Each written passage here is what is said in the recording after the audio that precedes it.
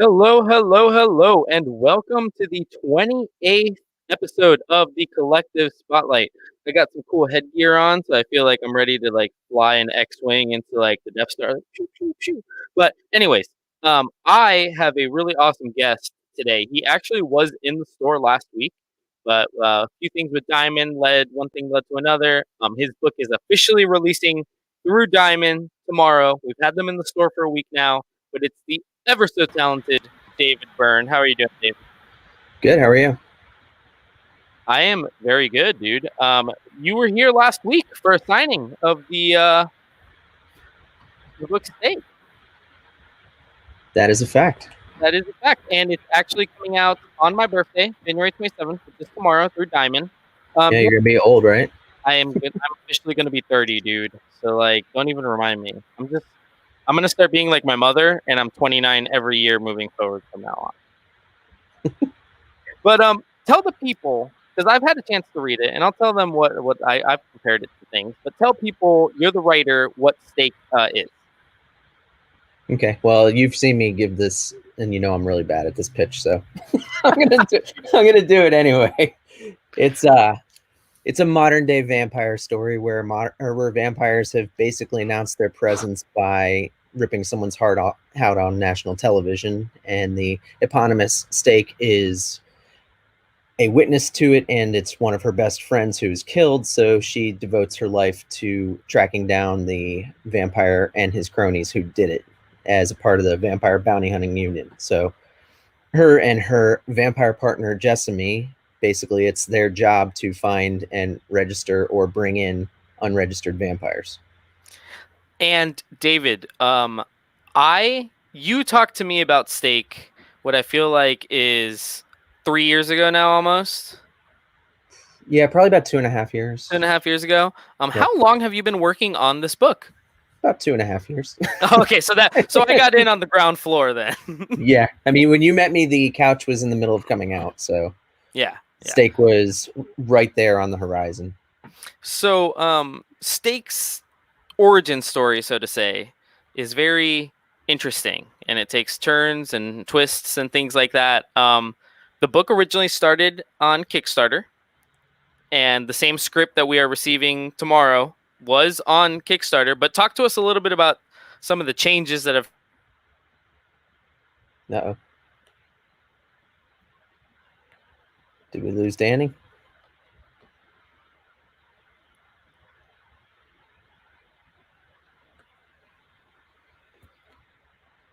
I don't know if I'm still live, but I guess I can talk about the way Stake came about as far as we have changed. So, hey, David, I don't mean to interrupt you. No, I didn't know if I was live anymore. I don't have any audio connected on my side, but we're having technical difficulties, as if you couldn't figure that out from when we tried to start on time and everything just blew up. Danny's computer died because he didn't plug it back in. So we're just kind of playing. He's coming back. He's on his way back. If he could just answer the question. So he said, just answer the question and act as though nothing's happening. Well, I was, but I didn't know if we were still live or not, so I didn't know if I was just talking to myself. I can't hear him. That's the other thing. Okay. Boy, love. So they tell me Danny has technical problems, and apparently I am still live. So still here. Everybody's still here. Okay.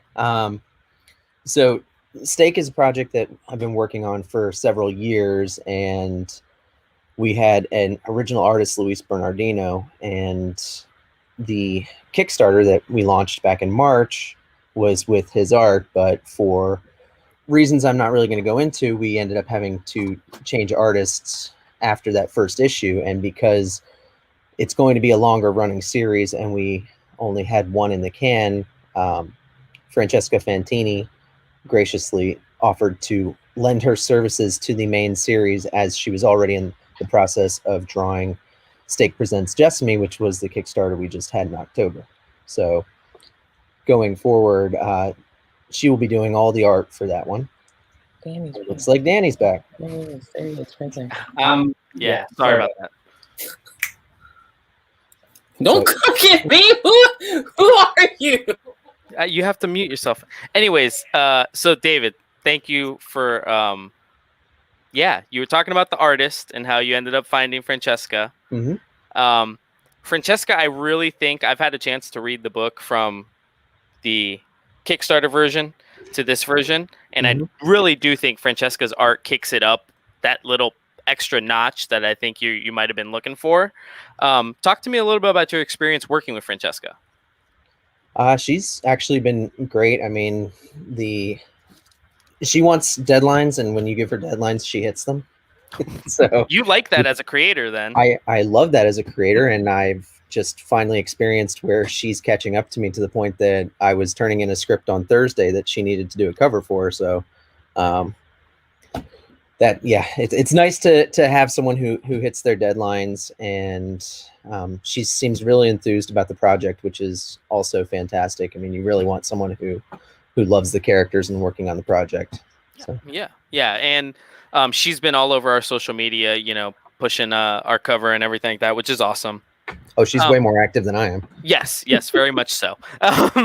But you're pretty active, to be fair. But you also are juggling like 3 hats because you also work for Scout Comics, and you do big deal stuff. Do you want to talk a little bit about? I know you're here to talk about the book, but about what you do for Scout Comics, because I mean, Scout, we're big supporters of Scout here in the store, so having a big wig from Scout here is also cool. Yeah. I mean, I want to talk about whatever you want to talk about, Danny. So, no, yes, Charlie Stickney and I were named the co-publishers of Scout back in July, and basically between the two of us and James Hake, we get all the books out.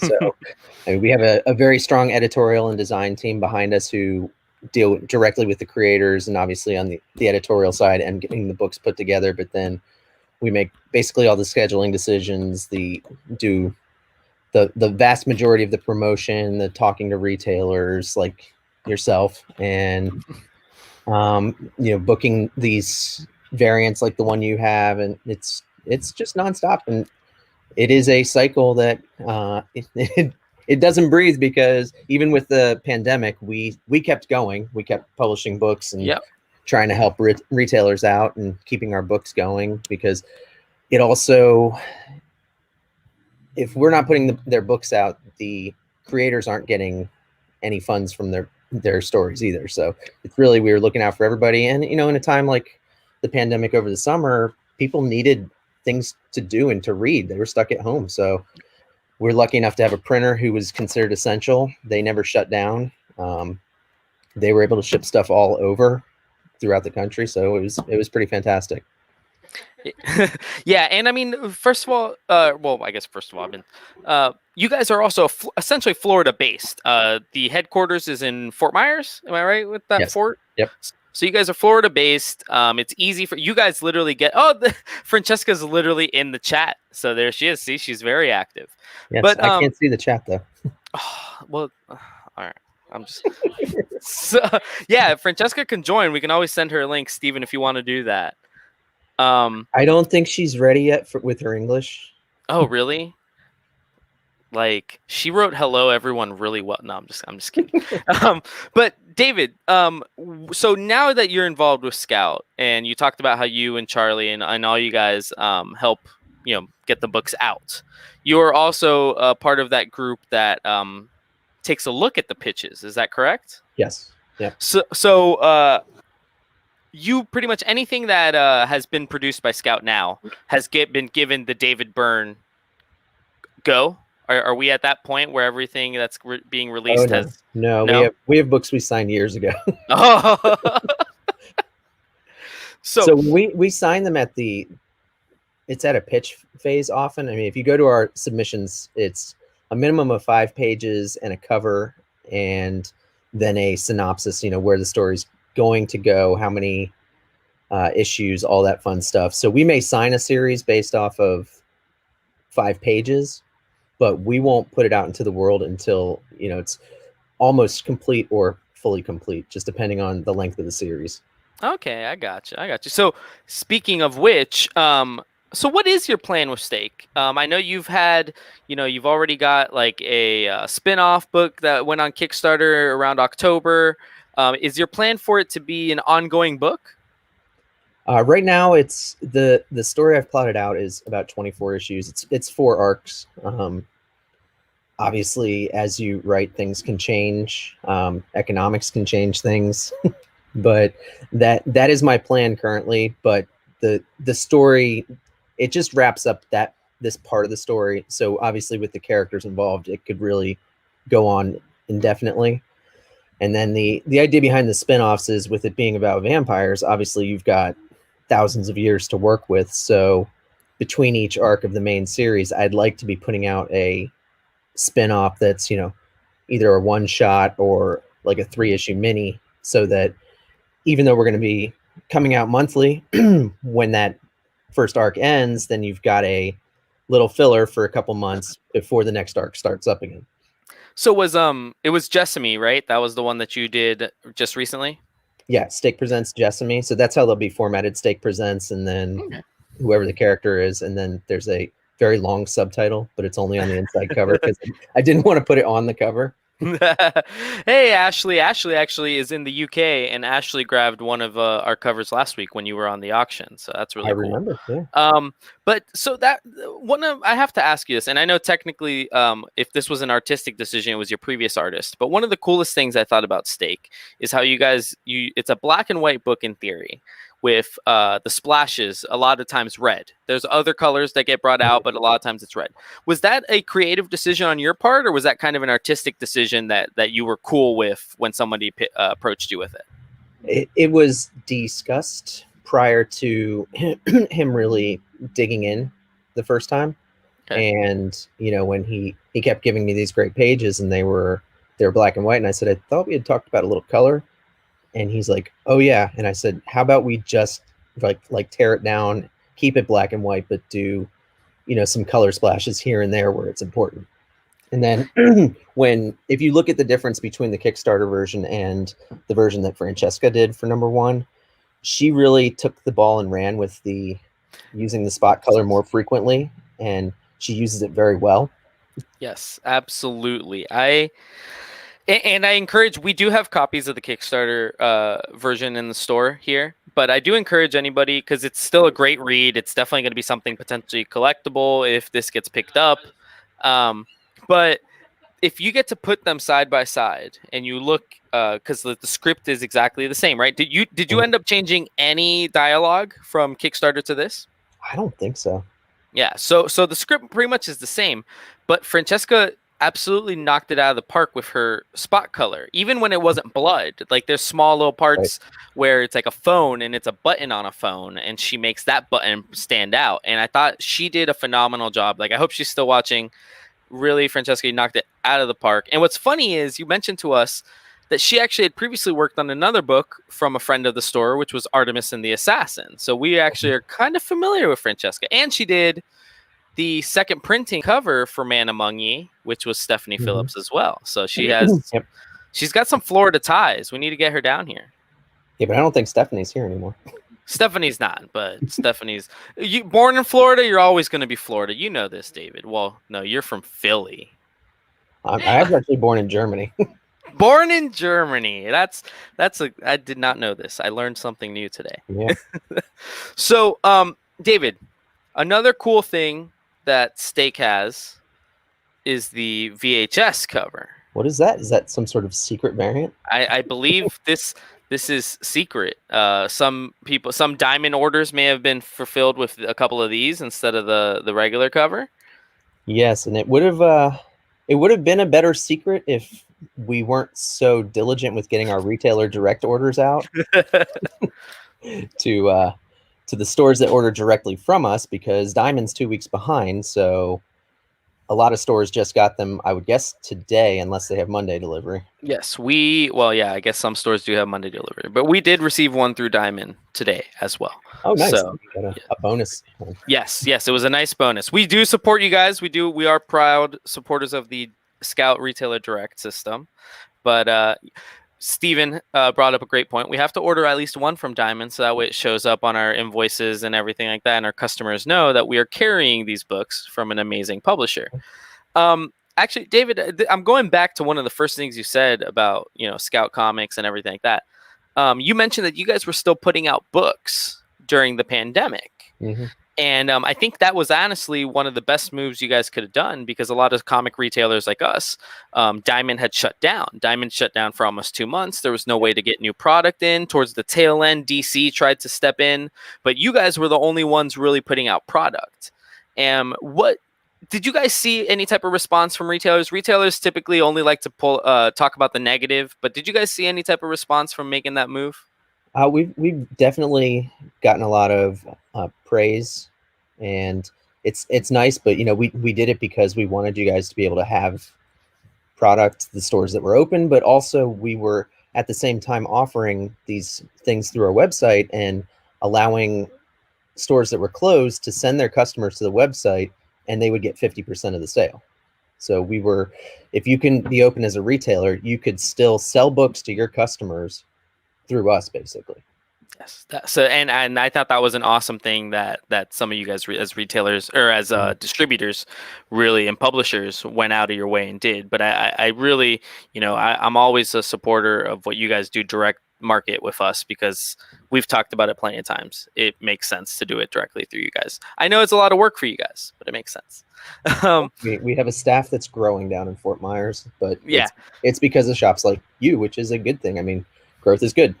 Yeah. Well, you guys are definitely growing, because I remember 2 years ago, Stabity Bunny, it might have been 3 years ago now. Stabity Bunny was a big deal, though. It was like a big Diamond book. But that was kind of the first a lot of people had heard of Scout. You guys have grown. That was the first real hit. Yeah, and you guys have grown, leaps and bounds since from then to now. And there's like 12 issues of Stabity at this point, too. But David, talk to me a little bit about what it was like, because when you go, I don't know if I'll be able to show this on my webcam that well, but when you go to Key Collector, your book is on there, as well as the VHS variant, as well as our variant. What was it like to, I mean, as a scout, as working with Scout, you've probably seen plenty of your guys' books on there, but now to have something written by you show up on there, what was that like for you? It's really cool. Obviously, I was a collector first, so anything where I'm seeing sales on eBay and things like that, and it still freaks me out when I get a random notification that somebody bought something off my website. It's like, why are people buying things from me? Yeah, it's like I knew the book deserved to be on there, but sometimes, not everybody's perfect. Sometimes they miss things. So I was really happy to see that they caught on everything, and I'm clearly happy to see that they put our store exclusive on there. I think yours was the first on there, right? You didn't write it. It was written by this guy Unknown. Yeah, they didn't put your name in there, though. Written by Unknown. It's a good guy. I heard he writes good comics. It's about right. So one cool thing that was done in Stake, and it's a kind of blink and you'll miss it, or I don't know what the comic term for blink and you'll miss it is, but pop culture zombies exist in the universe that you have, like Blade, Twilight. You talk and actually have a splash or like a page that shows all of these pop culture vampires. What went into your decision of trying to make that very like that your universe that Stake lives in is very much like ours, and saying it features all the pop culture that ours does? It's another way of making it more real. And basically it's, if you look at it, originally it was like 2015 that would have happened, but as we released it got further and further, so I guess that was more like 2017. And it's kind of a that if you took a snapshot in time there, our story goes a different direction than the one we live in. So this book probably will never have the pandemic because it has vampires instead. So you trade one for the other. I think I'd take the vampires personally. Yeah, I think that one's a little more comfortable, I guess. Yeah. So what's your vampire inspiration? I'm sure you didn't just absolutely wake up one day and said, I want to write a vampire book. I'm sure you've read or enjoyed some vampire stuff in your past. What was David Byrne's, favorite vampire stuff? Are you a Blade guy? Are you a Buffy guy? Are you, where are you on the vampire spectrum? Kind of all of them. Like if it came out, even if it's bad, I'll watch it. Okay. Like even I'll read them. There's a really good one called The Historian. I've read a lot about Vlad Dracul. I've got books on my shelf that like are the history of vampires and things like that. So it's really just a taking from all of them. But probably 10 plus years ago, I started a novel where the whole novel started off as a hand guide to "So you're a newly turned vampire. Here's your guidebook to the world." So it kind of all stemmed from that for this story. So this one just is more of a permutation of a past story that I had written, but with a completely different character, because that one was going to had a lot of other different things. But there are some elements in this. I can't even bring them up yet because they're kind of oh shit moments. Sorry. But later in the series. So we're gonna go. Oh, okay, I'm cool. As long as I know we're getting some of those moments, I'm cool with it. Yep. I told one to Francesca the other day, and she sent so many different emoji faces at me, like she was. I'm excited, and I've already, I feel bad because I've already had a chance to read the book, and I mean, I've unbiasedly, even if I had no idea who David Byrne was, I'd still really enjoy the book and push it here in the store. But another thing that I thought was really cool, and I don't think it's spoiling anything. Stake uses social media, let's just say, really well, and she has a following and things like that. Was that something that was that always in your creation, or is that something that kind of grew with the way that social media has grown over the course of these years from 2015 to now? Yeah, that didn't exist in that version that was over 10 years ago. Okay. Obviously, it wasn't as prevalent as it is now. And really, as I started outlining the whole series, I was like, well, I mean, let's look at her age, look at what she might do, and ways it could get her in trouble, which it does. It can get her in trouble if she, if she accidentally shows her face on it, all of a sudden everybody knows who she is, and she's going live. So, I mean, I think it's a fun thing to play with. But I'll never be able to keep up with the terminology of teenagers and stuff. So it's going to be someone in their 30s version of what a teenager's social media life is like. Oh my God, that's hilarious. I didn't even think of it that way. But most of our readers are going to be that age anyway, so they won't. Yeah. But another thing that I can imagine is kind of fun for you as a writer, because creating characters, all this is fun. So with what you do with her, because she utilizes social media and has a following, you had to create usernames for her fans. Mm-hmm. Did you have fun doing that? Like I'm sure. Yeah, I noticed how some of them, I can imagine at a certain point you're kind of just making names. But for the first couple, it seemed like you were having fun. And was that entirely you? Did you have help making those like funny random usernames that went in there? Those I wrote. I like little details like that because I think while they're very fun, I like things that are like super stupid. And to me, the names are so stupid. What's ironic is one of them is it's Todd. The guy's name is Todd. Yeah. I went on a podcast a few weeks ago, and one of the guys' names was Todd, and they asked if I changed it right before I sent them the copy so that it would be one of them. That's great. Yeah, because I thought it was funny, and what I thought was really funny, and again, I'm not is your dialogue between Stake and her followers, because like if anybody that does Twitch stream or anything like that, there is still, you usually have some dialogue between you and your fans, and I thought that was hilarious and done really well. Honestly, I can't say enough good things about this book, David. Like really, you have a really great book here that I'm excited to see what happens moving forward. Which reminds me, we will not see issue 2 of Stake until April, and that is.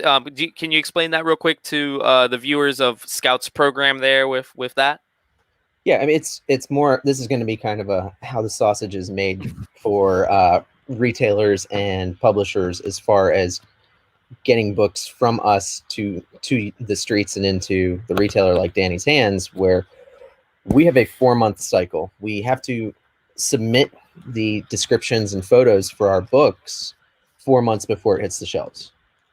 So when you have the opportunity to order an issue 2 months after we've submitted it, because they have to put the previews magazine together, get it on the website, print it, all that fun stuff.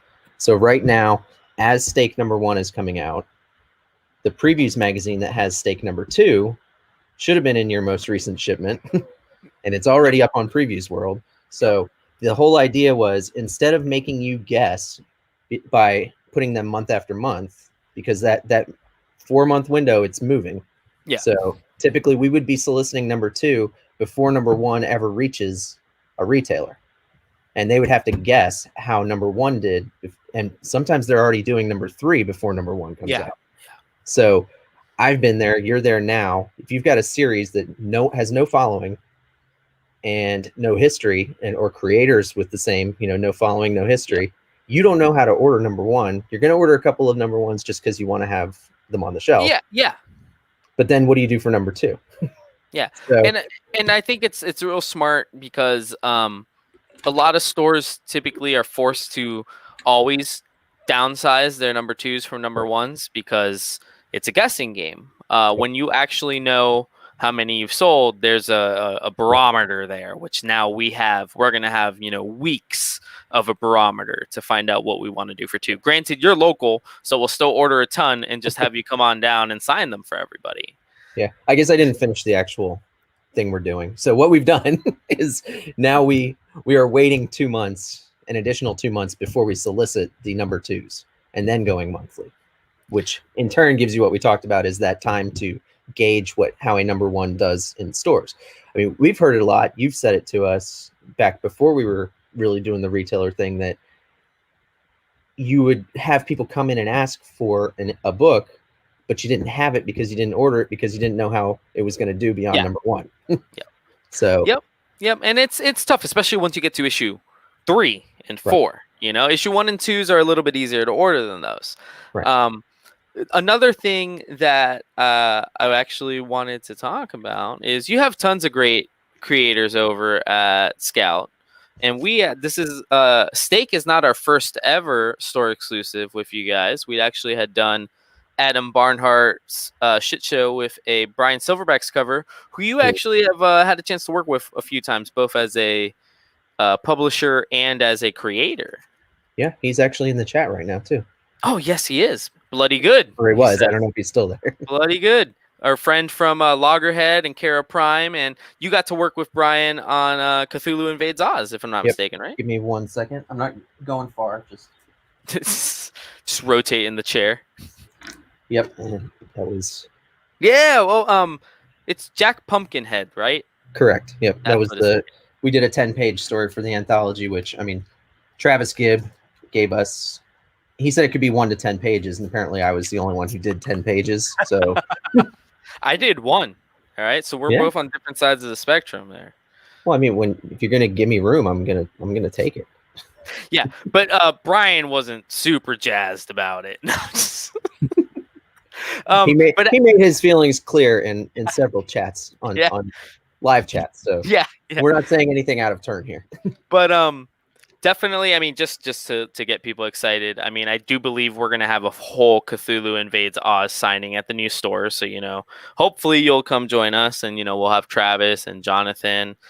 And I think we're going to try to fly Brian back out. I don't know why we would, but we'll do it anyways. I mean, if you have to. If we have to, right? But actually, so speaking of, after talking about Adam and Shit Show, and actually this is on Key Collector too, folks. What's it like getting to, because like you said, you came from the collecting standpoint. You were a big nerd just like the rest of us. Now you get to not just read, but like help tailor, or you get to, you're very hands-on with a ton of brand new IPs, because you guys are kind of creator-owned. What's it like for you, just when you take the step back from being co-publisher of Scout and just think of yourself as a nerd, to get to just read so many comics and be involved in so many comics? Did you ever think you'd get to this point in your career when you were a kid? When I was a kid, no. When I was a kid, I just wanted to write. Okay. And then when I brought the couch out and I started going to conventions and talking to other creators, and I brought one on, he had a book called Sparks, and I helped him publish that through under my Win Pictures label. And I was like, once I did that for one person, and I went through, I helped edit his book, and I helped really make it better, what I felt was better before we did a nice print run of it. I took a step back, and Ashley, I said to her, I was like, I think I really want to be a publisher, because this is I enjoy doing this. I like not just doing my own books. If I'm not writing my own thing, I love working on something else and helping other people create and get their stuff out into the world. So fast forward 3 years, I spent about a year plus doing design for Scout, and then the timing just worked out where we were ready to move on to a different publisher. Jim stepped up to a higher level in the company, and Charlie and I were ready. So, but it's actually probably better to start as co-publishers instead of just jumping right in as a publisher at a company like this, because we really do split the duties. Yeah. And, we work very well together. But and are you and Charlie, because it's Charlie West Coast? It's Charlie, California? LA. LA. So you guys literally do have the country, like you have East Coast kind of down, and he can have the West Coast down. I mean, I feel like they're very different markets right now because of with the pandemic and everything. You guys very differently have to handle the retailers. But so you guys, it very much is a 50-50 split with you and Charlie. Yeah, we just handle different parts. Like while I deal a lot with you and a couple of the retailers, he's on the phone calling numerous retailers across the country just to say, hey, do you guys carry Scout? Would you like to hear about our programs? All this fun stuff. So, and they like to get that touch. I mean, oh yeah, you like to hear from a publisher. And we learn a lot from them about ordering habits, and like there are stores that don't order if things aren't on FOC, and we're not on FOC. So some stores didn't even know we existed. No, and I think actually I've had a few interactions with Charlie where he was reaching out to us via like Messenger or something, and I'm like, oh yeah, we already got Scout, we got an account set up, like like with all due respect, Charlie, take your efforts somewhere else, because we've got you. You are gonna get our sales over at Scout. You need to take Charlie's call just to hear his soothing voice. I know Charlie's like I want to interview Charlie, and I'm just gonna have that be like my white noise to go to bed, because Charlie has like the nicest. Anyways, before we make this the Charlie show, first of all, you said Sparks. Are you talking about? Is that the book where the dogs or the cats? No, definitely not. Different Sparks. Okay, different Sparks. Because there was another book by Scholastic called Sparks. Oh no, definitely not. Not one that went to Scholastic. So at Scout Comics, you guys had another vampire book a while back called Vlad Dracula. Mm-hmm. Did you get a chance to? No vampires in that book. Yeah, no, I know, but it's based on But did you get a chance to talk to those guys? Because that's technically based on like Vlad the Impaler and everything like that. Did you get a chance to geek out with those guys about any? Not really. The writer is Italian, and well, so is the artist. But the artist actually lives here. Yeah, he lives somewhere over on the west coast of Florida. But how many do you have a count? Do you know how many Florida creators you guys have on Scout? I know there's Jonathan Head. There's you. There's Jonathan. There's Bobby Gregory now. Richard. Bobby Gregory, yeah. I mean that's Rob. Rob. Bobby Gregory. Trey. Obviously James. Jim Pruitt. Oh yeah. Andrea Moody, I believe, you could call him Floridian now. He's the artist on Vlad Dracul. Okay. Is Rich Woodall Florida? No, but okay. Rich Rivera is. Richard Rivera is, which actually we have him in store for a signing next month. And he's your, how do I say it? He's kind of like your counterpart over there with Scoot, right? Because he's the co-publisher at Scoot. Yeah, his title is associate publisher for Scoot. Cool. So you guys, he's doing a great job over there.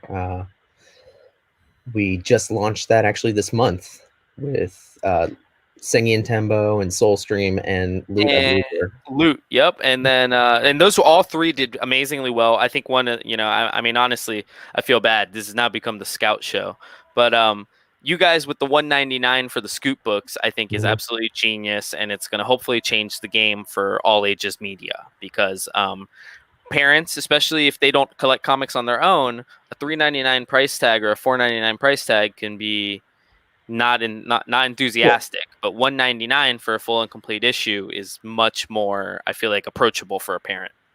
Yeah, and we're fairly confident that those are going to do well in graphic novel form as well. Um, we've got the Simon and Schuster deal, which our books should start hitting regular bookstores in September. Nice. So that'll be. I don't think that's going to take business from retailers like yourself because it's really a different market. Yeah. I mean, a lot of it, and I feel like it works really well for young adult media and stuff like that, and all ages media, because it's a lot of the parents that like would take their kids to Scholastic Book Fair maybe to buy their stuff while they go to the Barnes and Noble or the Books a Million or do Walden's books still exist? I remember going to Walden's. So. See, I'm that old now that like things I used to go to don't exist anymore. Well, I mean, Toys R Us doesn't exist anymore, so. Dude, that was so my birthday is tomorrow. And now we're just really going on tangents. My birthday is tomorrow, and every year when I was a kid, my godfather would come from Miami and take me to Toys R Us, and I got to buy one thing. And like usually it was a video game, but like, man, Toys R Us, you ain't got that no more. Radio Shack. Remember Radio Shack? You're not old enough. The one that I would get taken to Toys R Us, and I would always point at it every single time, but never got it, was the G.I. Joe aircraft carrier. I've seen this thing. I mean, that thing, they had it up on a wall. It was probably 10 feet plus in the air up on a big shelf. And every time we go in, and I would just point at it, and they'd be like, no. No. You get one figure.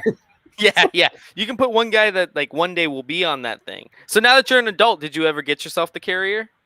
Well, now it was $150 in the 80s. Now it's like $2,000 for an open box missing pieces version. So no, no, I don't have one at this point. Ashley wouldn't be excited. Almost got one. She almost talked me into it. Oh, really? She does. She's an enabler. Yeah, she's an enabler. She'll talk you into anything. If you all want it just a little bit, she'll talk you into it. I think actually the reason I didn't get it is because the show we went to, I asked how much it was, and I was like, well, if I could get it for $2,000, you think I should do it? And she's like, yeah, you should, if you can get it for that, because when are you going to see it again? I was like, I don't know. So I go back over there, and there's a line. I was like, no, this is me talking myself out of it. There's a line. You made a good decision that day. Yeah. Yeah. And it's like 6 feet long. I don't even know where I would put it. It's the size of a table. Yeah. All right, David. So I'm not going to keep you too much longer. What I do want to ask you, just because, heck, man, you're the co-publisher. You do it however the heck you want. So what's your plan with Stake? Once a lot of books, especially independent books, first story arc ends, and we see like what a lot of them, Saga has called it a hiatus for 2 years, but they go on a little bit of a hiatus. You said you got 24 issues planned out. How quickly or slowly do you want to try to get that stuff out? How long of hiatuses are you hoping to take in between arcs? I'm really just trying not to overdo it with Francesca. Okay. Because the art can be pretty taxing, and I write a lot of panels. So it's not just as simple as, it's a bunch of 3 to 5, 6 panel pages. There's a lot of 8, 9, 10, 11 panel pages. You hitting her with 9 panels, dude? Brian will tell you, no 9 panels, man. But the thought is to have it come out each arc come out in January each year. Okay. And then not this year, but starting probably next year, I'd like to be bringing out those spinoffs, because I would like to kickstart them, because I do now have a pretty good Kickstarter following who wants to see those books. So the one we just did in October, I'll be doing a number 2 and a number 3 at some point this year. Okay. But we'll wait a year before we bring them out to the direct market. All right, that's cool. And you mentioned that some of those the Stake Presents books would be like maybe spotlights on different characters. Right. We're only one issue in, and we see Angel, which is Stake, Jessamine, and some other characters are kind of talked about. Are there more characters though to be introduced into this world? Oh yeah, Just a small spoiler. One of the characters from the spinoff that I just did with Jessamine will actually appear within the first 3 issues of Stake proper. Cool. So, and that one was set back in the 1700s. Ooh, so I like period pieces. I like Yeah. to hear that. Yeah, and actually, give me 1 second. I would love to show you something very cool. Yes, sir. Send it up. Pete, are you in like the UK? You said good morning and it's like 6 p.m. Did you leave New York and I didn't notice it? But good morning, Pete. I think your stuff should have gotten there in good condition from our auction. Which reminds me, guys, Stake. We got plenty of covers on the shop.collectivecomics.com, signed and unsigned. Ooh, you had those in the store the other day. Yeah, so that's Francesca's cover for the Kickstarter. But what we did that's really cool, and this is what I didn't bring and I forgot. So this is called the archival edition, and it's printed on parchment paper. What? Yep. So we took all the color out and basically made it look like an old. Yeah, that's parchment book. awesome. That was part of the Kickstarter, correct? Yes. Yep. That And is. then I'll do that for all 3 issues, and then I'm actually going to try to do a leather-bound edition that's like that. I was just gonna say, especially with vampires and period pieces, dude, you have so many cool things that you can do with covers and Mhm. trades and things like that. I'm absolutely looking forward to. What? Oh, now Steven just ran over here. I need to get one of those. He's like, I need to get one. You gonna call his stuff gimmicks? This guy. No, I'm just kidding. The comic industry for the last 30 years has been raised on gimmicks. Comic industry for the last 30 years been raised on gimmicks. He's not wrong. He's not wrong. Well, I'm, Get one of those archival. how, you guys supported on Kickstarter, bro. Dude, Kickstarter's over. Yeah, where were you? You knew it was on. He said, "Where were you, dude?" We just did 250 store exclusives. So, any more cool exclusive stuff you could talk about that'll make Steven upset and jealous? Oh, what do we have? I mean, I've got. If you look behind me, that's all different Stake covers. Yo, so I was literally when I was getting through the technical difficulties and I had your face blown up in full screen here, I was like, "Yo, is that all Stake behind you?" Because I could tell it's still wrapped from comics Mhm. impressions and Yeah, everything. I'm working on Kickstarter fulfillment. Got it. So I mean, like these medals are really cool. Ooh, those are beautiful medals. Yep. So, David, I appreciate you stopping by, man. The book officially comes out tomorrow. I know you've had a chance to already sell it to people and talk to people about it, but I absolutely hope that your social media and everything just blows up tomorrow with people telling you how amazing this book is, because it is. Appreciate that. But if you want, just real quickly, anybody that comes in here tomorrow and picks up a Stake, you want to let them know what to expect? A great book, and you have your homage to Rake there. And I know you have a bunch of signed copies, so if you guys want signed copies, go into the collective. And our signed copies, Steven was kind enough to go ahead and make the COAs. So they do come with individually numbered COAs, and they're sealed. So those are available in store and on the web store. David, thank you so much for finally coming on the show, man. I mean, I know me and you have known each other forever, and I've just been thinking of a reason to get you on here. I'm still waiting for the Couch Volume 2, though. All right? I'll tell you that. Well, which do you want to come out, the Couch or Stake? Because I can't do both at the moment. The Couch, dude. The Couch. Throw all the contractual obligations out the window. I want the Couch Volume 2. Stake can be one of his patients, like that. There we go. We're in. Now it's Stake presents the Couch. I'll send you the outline for the second arc of the Couch, and you can just pretend like you read it. I mean, yeah, I didn't even know it existed. So yeah. Well, yeah, I mean, I've got lots of things plotted out.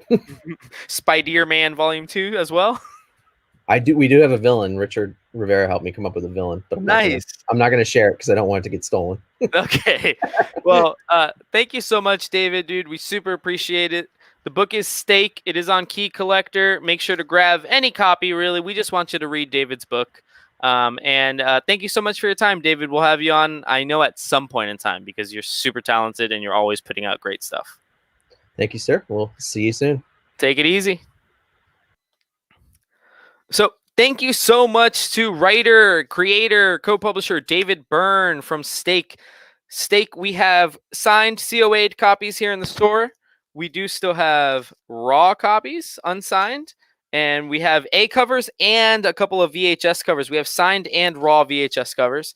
So thank you so much, everybody, for watching us. And we will be back on Wednesday with Hump Day Happy Hour, $1 auction, tons of cool stuff, including some Fantastic Four Antithesis, Serial, Shit Show, Jurassic Park. Take it easy, everyone, and you have a great